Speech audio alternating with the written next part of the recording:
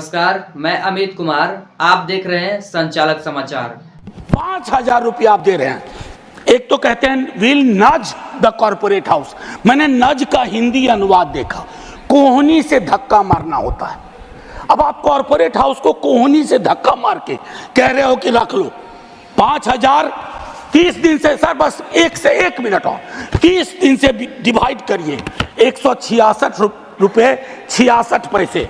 ये तो न्यूनतम मजदूरी भी नहीं है। और आखिरी सर, जय हिंद बोलने से पहले बिहार को लेकर बड़ी बात हुई। सर हम तो मुफ्त में बदनाम हो रहे हैं। 2015 का प्रधानमंत्री जी का आरा वीर कुंवर सिंह की धरती का भाषण सुनिए, फिर टॉर्च लेकर के या लालटेन लेकर के स्किल यूनिवर्सिटी ढूंढिए, केंद्रीय विश्वविद्यालय भागलपुर में ढूंढिए। हम तो सिर्फ इतना कहना चाहते हैं, हमने लाखों के बोल सहे सितमगर तेरे लिए।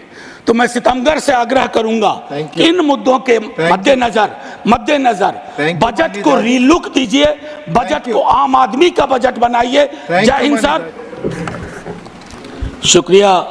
शुक्रिया सभापति महोदय।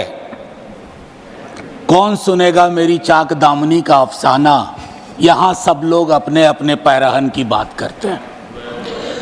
माननीय उपसभापति महोदय, माननीय इधर का इशारा किया, प्लीज। माननीय उपसभापति महोदय, मैं बजट पर आने से पूर्व प्री बजट कंसल्टेशन पर 30 सेकंड बोलूंगा। प्री बजट कंसल्टेशन होता है माननीय उपसभापति महोदय। मैंने उद्योगपतियों के साथ मीटिंग देखी, कॉरपोरेट हाउसेस के साथ मीटिंग देखी, और मैं आज की ही बात नहीं कर रहा हूं। कई वर्षों से प्री बजट कंसल्टेशन में सीवर में उतर के मरने वालों के प्रतिनिधि मंडल से बात नहीं होती, ठेला मजदूरों से बात नहीं होती, बेरोजगार युवकों से बात नहीं होती, छोटे मझौले किसानों से बात नहीं होती, और अब तो ट्रेड यूनियन से भी बात होने की रवायत बंद हो गई है। क्योंकि हाल के दिन में जॉर्ज साहब पर एक किताब पढ़ रहा था, राहुल राम गुंडम जी की। उसमें पता चला कि आज जिन चीजों के लिए लोग नाराज हो जाते हैं सदन में, जॉर्ज साहब तो उन चीजों के बगैर सदन में अपनी बात ही नहीं रखते थे।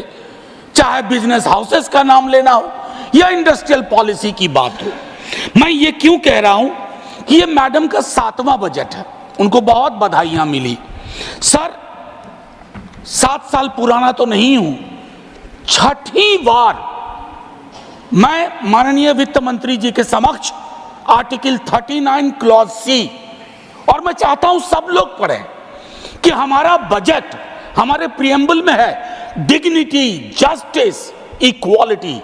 हमारा बजट उसको कितना रिफ्लेक्ट करता है।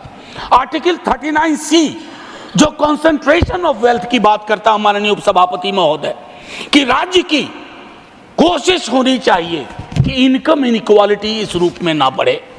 मैं नहीं बताना चाहता कि 90% संसाधन किसके कब्जे में है। माननीय सभापति महोदय, आय की इतनी बड़ी असमानता, परेशानी इस बात से होती है, यह मत समझिएगा कि मैं धन संचय का विरोधी हूं या अमीरी का विरोधी हूं, लेकिन अश्लील अमीरी और जिसका भोंडा प्रदर्शन हमने हाल के दिनों में देखा है। सर दिक्कत उससे है, इसलिए आय की असमानता पर बात होनी चाहिए। माननीय सभापति महोदय, मेरे साथी हमारी पार्टी से बोल चुके हैं। मैं मनरेगा पर 1-2 बात कहना चाहता हूं। अपने स्थापना से लेकर के आज तक पहली बार मनरेगा का उस रूप में जिक्र नहीं हुआ जैसा होता रहा है। 86,000 करोड़ दिए गए। सर अभी मेरे पास पूरे आंकड़े हैं। 86,000 करोड़ जो कि इंतरिम बजट के बराबर हैं। आपका एक्चुअल एक्सपेंडिचर 1,05,000 करोड़ था, 20,000 का गैप है। और ये मैं इसके आधार पर कह रहा हूं, मैं आंकड़े गर नहीं रहा हूं। मैं दूसरी बात कहना चाहता हूं, इससे क्या होगा? मजदूरी के भुगतान में देरी होगी, सप्रेशन ऑफ डिमांड होगा, और क्वालिटी एसेट्स का निर्माण नहीं होगा। माननीय उपसभापति महोदय, भारत की शिक्षा, स्वास्थ्य और बाल विकास की योजनाओं में 50 लाख से ज्यादा स्कीम वर्कर्स हैं, जिसमें 90% से ज्यादा महिलाएं हैं।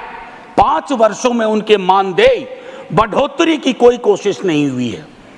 महोदय, कोरोना का पूरा भार किसकी लाश है, कौन बीमार है, इन्होंने उठाया। आपने इसकी मानदेय, चाहे आशा, ममता, आंगनवाड़ी, रसोईया आदि, कृषि को लेकर के एक बड़ी आबादी है, 65-70% अभी भी निर्भर है। खेतीहर मजदूर, छोटे मझोले किसानों, उनकी दिक्कतें अलग हैं। माननीय उपसभापति महोदय, कृषि के आउटपुट का आंकड़ा भी सवालों के घेरे में है, लेकिन सवाल लेंगे नहीं। Legal guarantee to MSP, what stops you? Please, मैं चाहता हूं इन चीजों पर खुल के बात हो। सर, 24 के मैंडेट की एक खास बात है, मैं पहले कह चुका हूं, दोनों पक्षों के लिए एक संदेश, हमारे लिए संदेश है what you have done is not enough, और उनके लिए संदेश है एक्नॉलेज करो दिक्कत कहां है। एक्नॉलेजमेंट है इस बजट में सर, मैं इनकार नहीं करता हूं, एक्नॉलेजमेंट है। प्राथमिकताओं की बात होती है। कहा गया 4 जातियां हैं सिर्फ, कृषक, युवा, महिला, अन्नदाता, 4। सर, ये सोशियोलॉजिकल एंथ्रोपोलॉजिकल इंस्ट्रूमेंट का बेजा इस्तेमाल है।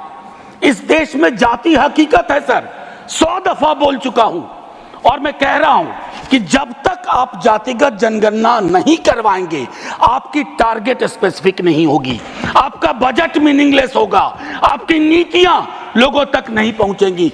सर पे हाथ रखने से, आंख पर हाथ रख लेने से हकीकत नहीं बदलती है सर। और I must tell you, idea which has arrived, you can not kill that idea. Caste census is that idea. Sir, बेरोजगारी को लेकर के तकरीबन 27-28 करोड़ का बैकलॉग है सर, और बेरोजगारी की कहानी अद्भुत है। एक बड़ी आबादी है जो डिस्गाइज्ड अनएम्प्लॉयमेंट में है, कुछ अंडर एम्प्लॉयमेंट में है, अंडर एम्प्लॉयमेंट, कुछ उस बस 1-1.5 मिनट और लूंगा, कुछ उस सीमा को पार कर चुके हैं। आप 80 लाख की बात इस बजट में करते हैं, आपको प्रतिवर्ष 5-6 करोड़ रोजगार और नौकरी की व्यवस्था करनी होगी, तभी जाकर के ये जो डेमोक्रेटिक डिविडेंड है जो आप लोग कहते हैं, उसको आप एड्रेस कर पाएंगे। एमएसएमई सेक्टर सर, खास करके उसमें जो माइक्रो और स्मॉल है, आपने उसकी रीढ़ तोड़ दी है, चाहे डिमोनेटाइजेशन हो, जीएसटी हो, और रीढ़ तोड़ने के बाद सर सर्जरी चाहिए, बैंडेड नहीं लगाना पड़ता है, आप बैंडेड लगा रहे हैं। अप्रेंटिसशिप, इंटर्नशिप, एक ही बात कहूंगा सर, खत्म ही कर रहा हूं, 5,000 रुपया आप दे रहे हैं। एक तो कहते हैं विल नज द कॉर्पोरेट हाउस, मैंने नज का हिंदी अनुवाद देखा, कोहनी से धक्का मारना होता है। अब आप कॉर्पोरेट हाउस को कोहनी से धक्का मार के कह रहे हो कि रख लो 5,000, 30 दिन से सर, बस 1 मिनट और 30 दिन से डिवाइड करिए, 166 रुपये 66 पैसे, ये तो न्यूनतम मजदूरी भी नहीं है। और आखिरी सर, जय हिंद बोलने से पहले बिहार को लेकर बड़ी बात हुई सर, हम तो मुफ्त में बदनाम हो रहे हैं। 2015 का प्रधानमंत्री जी का आरा वीर कुंवर सिंह की धरती का भाषण सुनिए, फिर टॉर्च लेकर के या लालटेन लेकर के स्किल यूनिवर्सिटी ढूंढिए, केंद्रीय विश्वविद्यालय भागलपुर में ढूंढिए। हम तो सिर्फ इतना कहना चाहते हैं, हमने लाखों के बोल सहे सितमगर तेरे लिए, तो मैं सितमगर से आग्रह करूंगा इन मुद्दों के मद्देनजर बजट को रीलुक दीजिए, बजट को आम आदमी का बजट बनाइए। जय हिंद।